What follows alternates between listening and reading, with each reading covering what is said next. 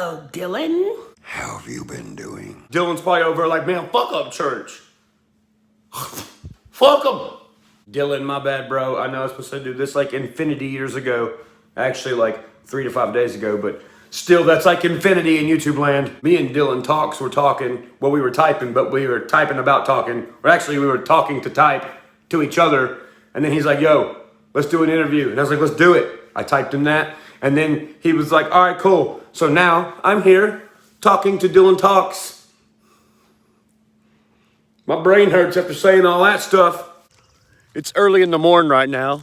You can see the dew dripping off the blades of grass. Walking on this fucking gravel. Hurts. I ain't 17 no more. It fucking hurts. Whew. I ain't went to bed yet. I drove to Kentucky last night. Pick up the little one. Oh, it just got really dark. Now I'm back home. Going to Florida in a couple hours. I'm not driving. I'm get my security to drive me there. I'm gonna fucking crash. But I want to do this interview first because I already told him I would. So let's set this camera up.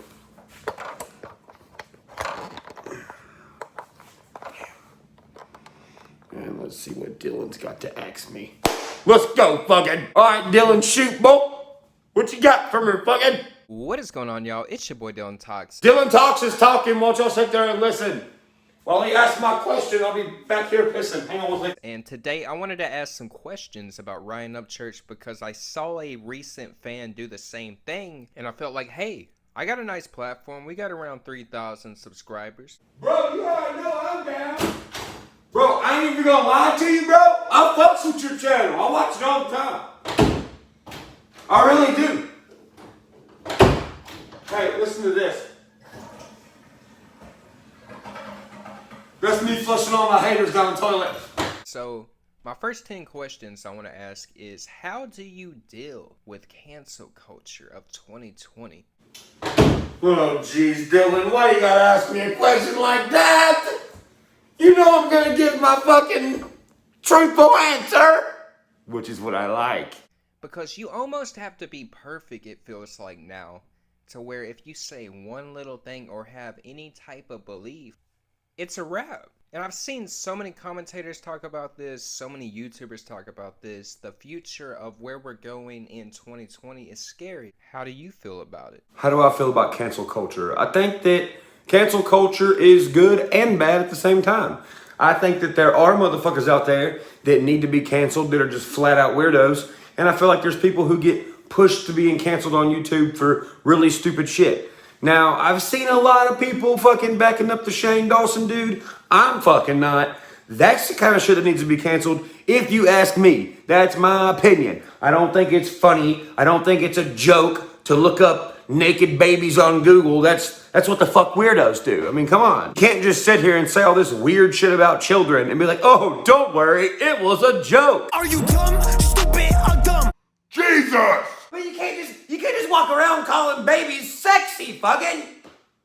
Does that sound like a joke to you? Are you dumb, stupid, or dumb? Hey, you want to hear a funny joke? I googled some babies and I said they were sexy. Isn't that funny? No, you fucking psycho! Hey, listen, if you're gonna be here defending him and all this shit, fuck you. Get off my fucking page. Yeah, I'm drinking a Capri Sun. Listen, you shouldn't say no weird shit like that at all, any fucking ways. But when you got fucking 6-minute compilations of you saying weird shit that involve children, you gotta go, motherfucker. But then on the other hand, you have stuff like the Jenna Marbles situation where she dressed up like Nicki Minaj and everybody's like, oh my God, why the fuck did you do that? Are you dumb, stupid, or dumb? Then the poor woman sitting in her floor making a damn YouTube video crying and shaking because she's scared everybody's gonna fucking hate her. For what? For dressing up like Nicki Minaj? Who gives a fuck? That'd be like some white person being like, oh my God, I'm so fucking offended because there's a movie called White Chicks where black guys dress up like white girls. Oh my fucking God! That is stupid as fuck to be canceled for. Zero smart, 100 dummy. Stupid! My second question, how do you feel about commentators evolving into the country rap scene? I think the commentators have changed a lot over the past 3 years, or actually past maybe 4 or 5 years. At first, there was a lot of hate You know, I think a lot of people thought it was a joke or maybe more of a parody.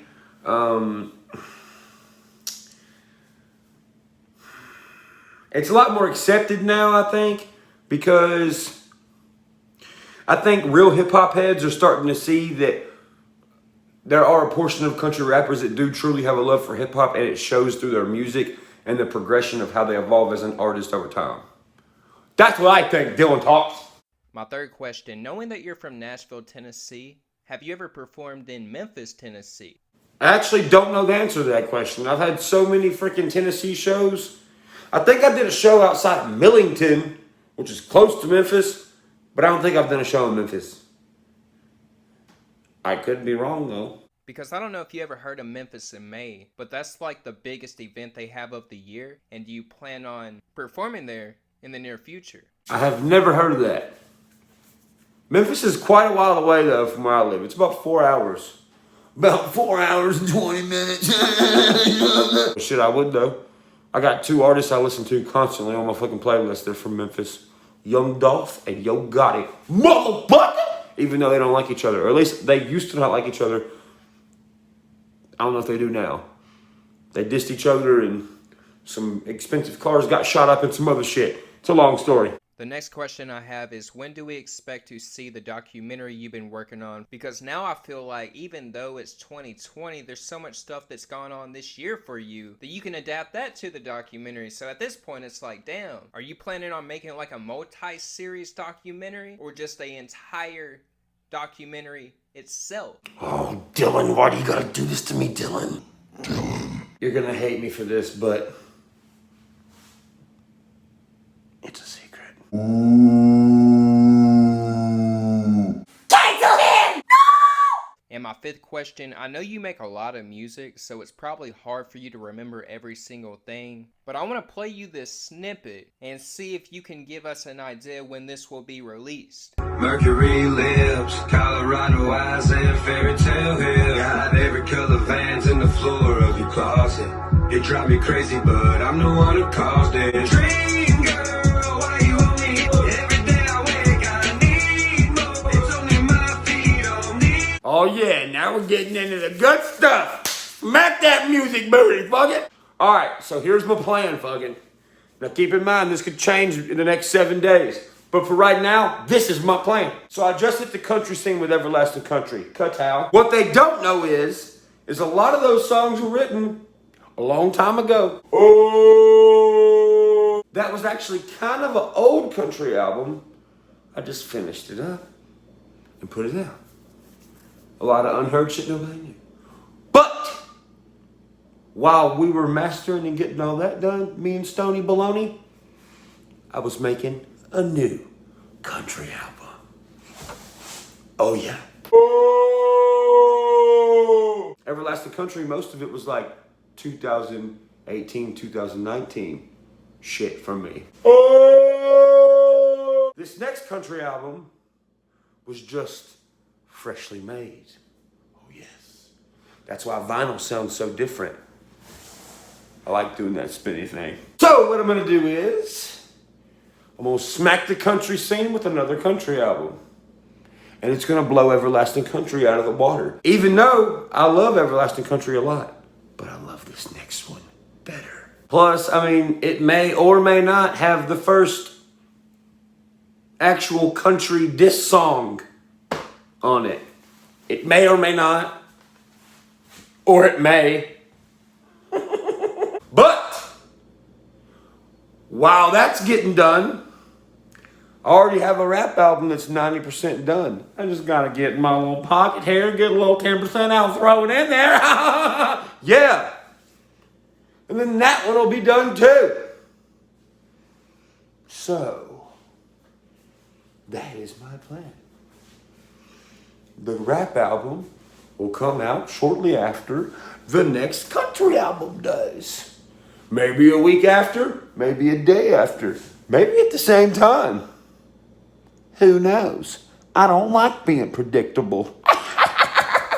My sixth question. Who was your favorite wrestler growing up? Because I know you grew up in the 90s. You saw Friday Night SmackDown when they had Jeff Hardy, Matt Hardy, the Dudley Boys, Edge and Christian with the ladders, tables, and chairs match where Jeff Hardy's holding on to the Money in the Bank and Edge spears him off the entire ladder. Like, that was the best generation to ever live in. Bro, this is gonna be a lame answer, but it's the truth. I can't help it. I was born in the 90s, fucking. Had all the little wrestlers in the rings, you know, you got the fucking arms doing all this crazy shit. You're like, bro, I wanna make Rey Mysterio look like he's doing a backflip. Who's that jumping out the sky? R-E-Y Mysterio. Here we go. Shit, dude, I don't know. It's a tie between Undertaker and Stone Cold, bro. There was just something about Undertaker coming out, bro, with all the fucking thunder and lightning and everything frightening. And then when he'd flip his hair back, he fucking, with his flipped eyelids, crazy bastard. Then you got Stone Cold coming in like everybody's Uncle Daryl at a T-ball game. That's a bullshit call you just did.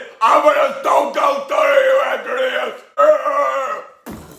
Whoa, yeah, fuck the umpire. So yeah, I don't know. It's a tie between Undertaker and Stone Cold. Now, my seventh question is, have you ever came close to signing a record deal to where it was a really good deal, but you just wanted to stay independent? Nope. I pretty much just wasted their time for fun and just gained a bunch of knowledge from them that I didn't know from the inside that I needed to know for myself so I can make moves on the outside and do things good on the outside. Plus, I got a bunch of free shit from them. I mean, fuck, they fuck people over all the time, so I was like, I think I'm gonna fuck you over a little bit and waste a bunch of your time and get a bunch of free shit. so that's what I did. And now I got some free shit, and I got drunk a lot off all the liquor they gave me. So did some of my friends, because I gave them some too. We robbed the record label. And my last three questions, are you and Adam Calhoun running the radio in Nashville together? That radio station you were talking about buying? No, me and Adam ain't doing that. It ain't even worth it, bro. Like, the thing is, like, when I'm sitting here watching what all these independent artists are doing all the time now, it's fucking awesome. We're changing the way music is. And now you're seeing, you know, record label kind of crumbling over here and a record label kind of crumbling over here, so they talk to each other and then they fuse together and make it look good again. And then, you know, but independent's the way to go. I mean, everything's moving over to Spotify radio and shit like that, and YouTube and Apple Music, so there's really no need for a record label. Plus, that's why when you turn on the radio, all you hear is like commercials about buying diamonds and like fucking dentists and shit like that, because radio is starting to be gone bye-bye. And my final two questions, are you starting a gaming channel? That would be hella cool. I do play video games in my spare time when I do have spare time, which is very rare these days. I do play Call of Duty, GTA, Tekken, fucking Sword and Shield, Tim, Skate 3, waiting for Skate 4 if it ever comes out. But I don't really think anybody, well, at least how I feel like nobody would really be interested in watching me play video games. I could be wrong. I've never been the kind of person who knows how to like stream on time and stuff. But if it's something that everybody would be interested in, I'd be down for it. I mean, I don't think anybody wants to watch me play Tim. But hey, you never know.